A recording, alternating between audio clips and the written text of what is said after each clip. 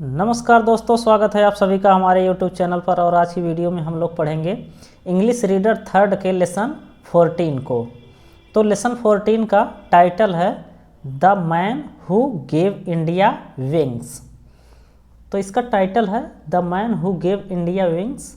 तो इसका हिंदी अर्थ हो जाएगा आदमी जिसने इंडिया को या भारत को विंग्स मतलब पंख दिए। वह आदमी जिसने भारत को पंख दिए। तो इसको स्टार्ट करने से पहले आप लोग एक बार वीडियो को लाइक कर दीजिए, और यदि चैनल को सब्सक्राइब नहीं किए हैं तो इसे सब्सक्राइब कर लीजिए।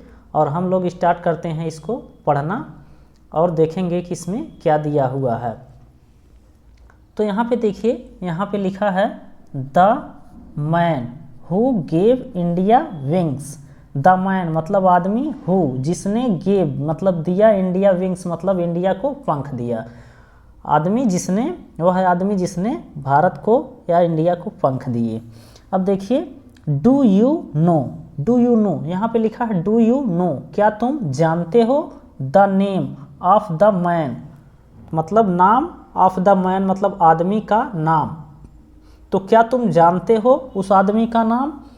हु गेव इंडिया विंग्स जिसने भारत को पंख दिए, जिसने भारत को पंख दिए, क्या तुम उस आदमी का नाम जानते हो। इसके बाद देखिए इट वाज जहांगीर रतन जी दादा भाई टाटा। यह जहांगीर रतन जी दादा भाई टाटा थे।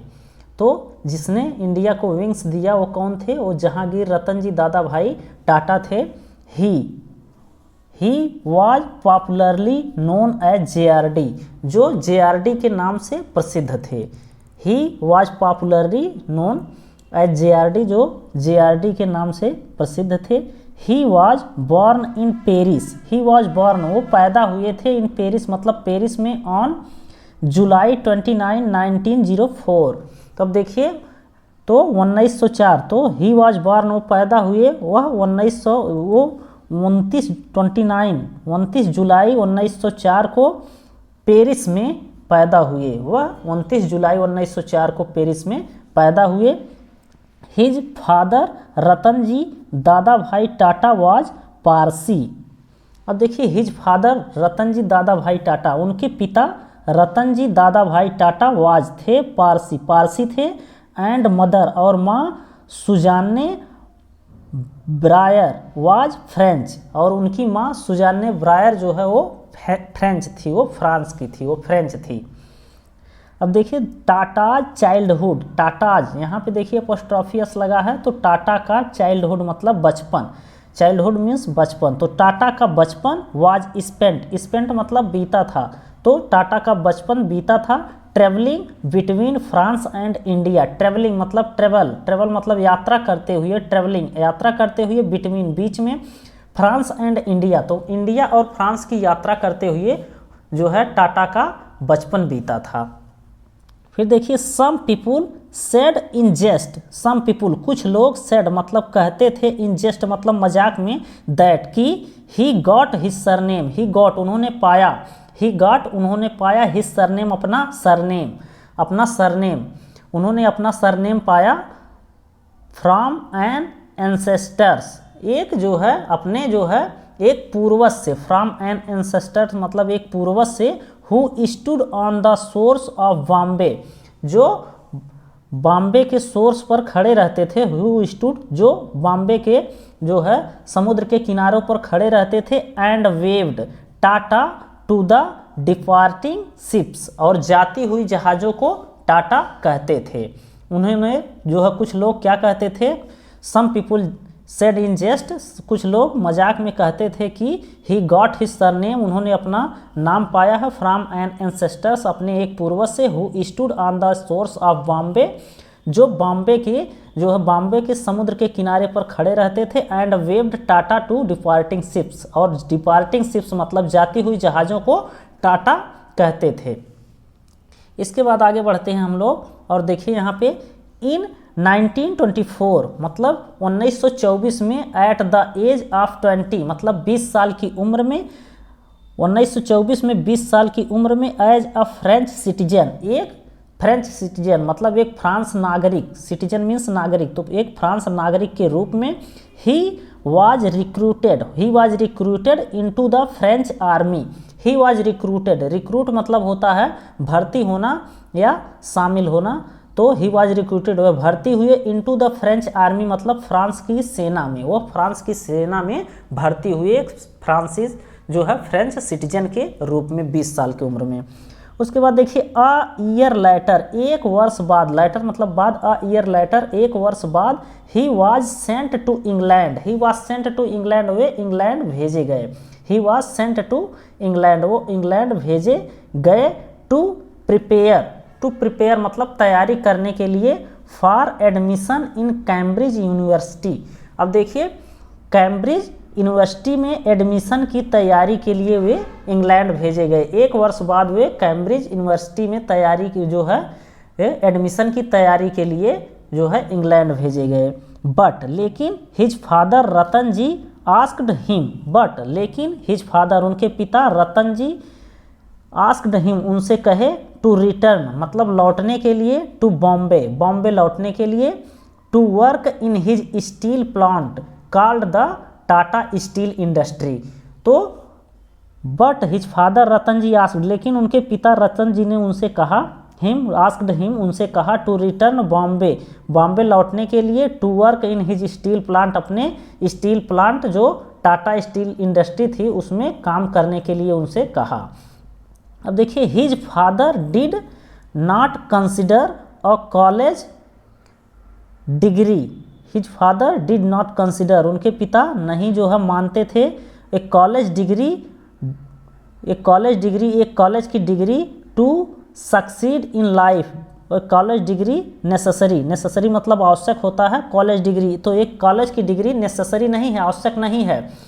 तो his father did not consider उनके पिता नहीं मानते थे एक कॉलेज डिग्री नेसेसरी, एक कॉलेज की डिग्री आवश्यक नहीं है, to succeed in life, life में जीवन में सफल होने के लिए कॉलेज की डिग्री जो है वो नेसेसरी नहीं, आवश्यक नहीं है। अ ईयर लेटर एक वर्ष बाद रतन जी डायड, रतन जी मर गए, एक वर्ष बाद रतन जी जो है वो मर गए। His elder son and heir, तो देखिए उनके बड़े जो है सन पुत्र एंड हेयर मतलब उत्तराधिकारी, उनके बड़े पुत्र और उत्तराधिकारी जहांगीर इनहेरिटेड मतलब जो है को विरासत में मिली द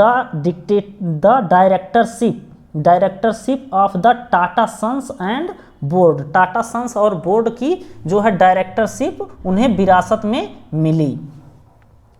इसके बाद देखिए, इसके बाद आगे बढ़ते हैं हम लोग, तो यहाँ पे देखिए JRD became India's first licence pilot in 1929, तो JRD हुए इंडियाज फर्स्ट लाइसेंस पायलट मतलब लाइसेंसधारी पायलट हुए इन 1929 मतलब 1929 में जो है JRD भारत के पहले लाइसेंसधारी पायलट हुए। इट वाज JRD, यह JRD थे हु गेव इंडिया विंग्स, जिन्होंने इंडिया को विंग्स दिए, पंख दिए, टू फ्लाई इन 1932, फ्लाई मतलब उड़ने के लिए, जिन्होंने इंडिया को पंख दिए टू फ्लाई उड़ने के लिए, इन 1932 मतलब 1932 में उड़ने के लिए इंडिया को पंख दिए। JRD setup Tata aviation service, JRD जो है सेटअप किए बनाए या जो है JRD बनाए टाटा एविएशन सर्विस मतलब टाटा एविएशन सर्विस बनाए by piloting the first flight, तो पायलटिंग मतलब जो है जहाज को चलाना, तो जहाज को चला करके द फर्स्ट फ्लाइट मतलब पहली जो है फ्लाइट हिमसेल्फ स्वयं from Karachi to Bombay in a small aircraft, तो एक छोटे से एयरक्राफ्ट को चला करके उन्होंने टाटा एविएशन सर्विस को जो है सेटअप किया, वो बनाए, टाटा एविएशन सर्विस बनाए। JRD at the age of 34 was elected the chairman of Tata and Sons in 1938, तो देखिए JRD at the age of 34, JRD जो है वो 34 साल की उम्र में was elected चुने गए थे chairman of the Tata and sons, Tata और सन्स के चेयरमैन चुने गए थे 1938 में। Making him the youngest head of the largest industrial group in India, तो जो है इंडिया के लार्जेस्ट मतलब सबसे बड़े इंडस्ट्रियल ग्रुप के जो है वो हेड बने थे। इन 1948 में air India was launched, air India जो है वो लॉन्च किया गया। इन 1948 जो है देखिए इन 1948 में air India was launch, air India launch किया गया ज्वाइंटली मतलब संयुक्त रूप से बाय जेआरडी के एंड द इंडियन गवर्नमेंट, और इंडियन गवर्नमेंट के संयुक्त रूप से वो जारी किया गया। इन 1953 तो देखिए जो है 1953 में JRD was made the chairperson, JRD बनाए गए the chairperson of air India के चेयरपर्सन बनाए गए।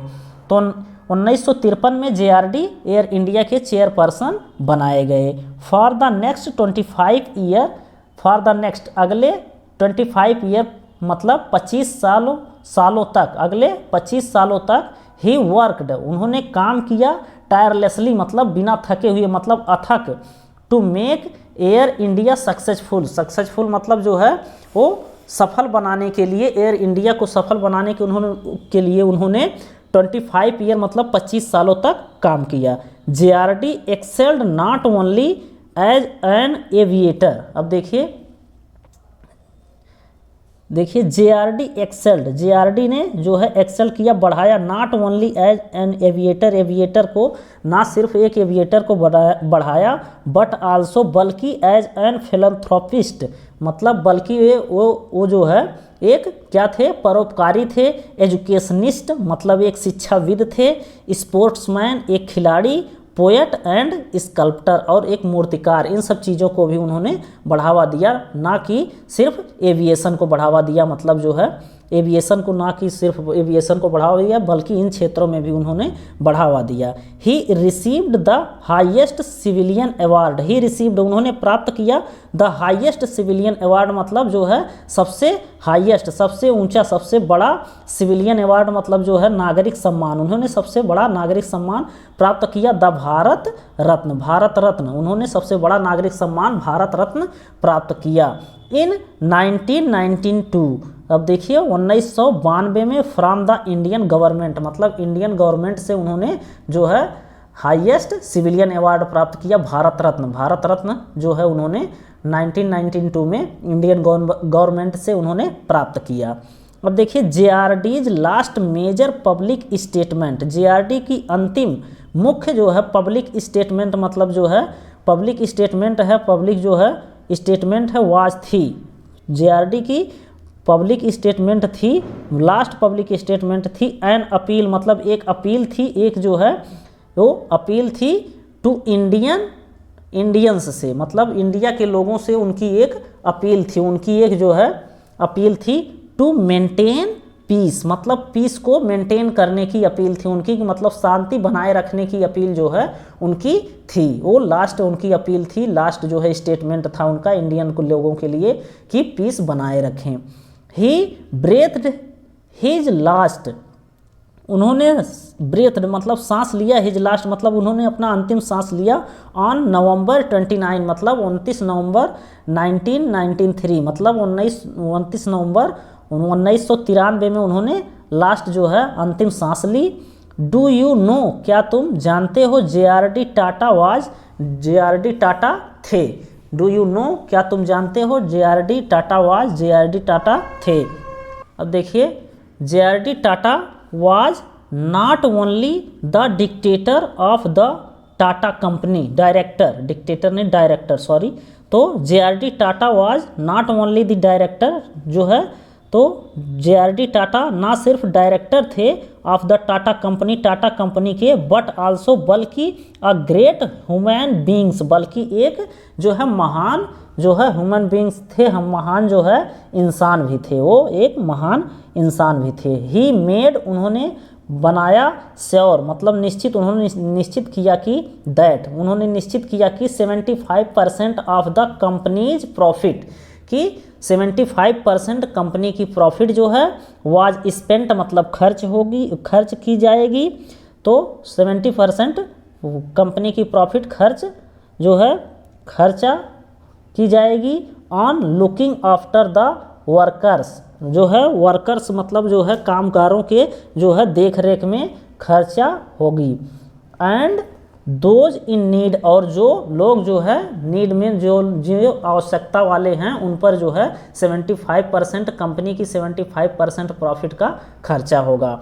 और लास्ट में देखिए उनका एक वाक्य है व्हेन यू वर्क, जब तुम कार्य करो, व्हेन यू वर्क जब तुम कार्य करो, वर्क एज इफ, तो वर्क एज इफ जैसे कि काम, if everything depend on you, कि तुम ऐसे काम करो जैसे कि काम जो है वो डिपेंड ऑन यू मतलब काम तुम पर निर्भर करता है। जब तुम काम करो तो ऐसे काम करो कि जैसे वो पूरा काम जो है एवरीथिंग मतलब प्रत्येक चीज़ on you, depend on you मतलब प्रत्येक चीज़ जो है उस काम का वो तुम पर निर्भर करता है। जब तुम काम करो तो ऐसे करो कि प्रत्येक चीज़ जो है काम का प्रत्येक वो तुम पर निर्भर करता है। व्हेन, और जब यू प्रे, और जब आप प्रार्थना करो, प्रे एज इस तरह से प्रार्थना करो कि if everything depend on God, कि जैसे कि सब कुछ जो है गॉड पर निर्भर करता है। कहने का मतलब ये है कि आप जब प्रार्थना करिए तो इस तरह से करिए कि सब कुछ गॉड ही कर रहा है, हम कुछ भी नहीं हैं। और जब आप काम करिए तो आप इस तरह से करिए कि आप ही उस काम के लिए सब कुछ है और किसी दूसरे पर उसको नहीं छोड़ना है। ये JRD टाटा का स्टेटमेंट है। तो यहाँ तक हम लोगों ने, यहाँ तक ये लेसन था, तो यहाँ तक हम लोगों ने पढ़ करके इसको समाप्त किया है। और उम्मीद करते हैं कि इसमें जो है टाटा की जो है JRD टाटा की कुछ पंक्तियाँ जो लिखी गई हों वो आपके जो है जीवन के लिए उपयोगी होंगी। तथा इस वीडियो के माध्यम से हमने इस लेसन को कंप्लीट किया है और उम्मीद करते हैं कि इसमें आपको बहुत सारे वर्ड्स, मीनिंग, स्ट्रक्चर्स और इस लेसन का हिंदी अर्थ भी आपको समझ में आया होगा। और यदि आपको समझ में आया और अच्छा लगा हो तो इसे लाइक करिए और इसी तरह की अन्य वीडियो को देखने के लिए चैनल को सब्सक्राइब करिए। फिलहाल आज के लिए इतना ही, मिलते हैं नेक्स्ट डे एक नई वीडियो के साथ, तब तक के लिए धन्यवाद।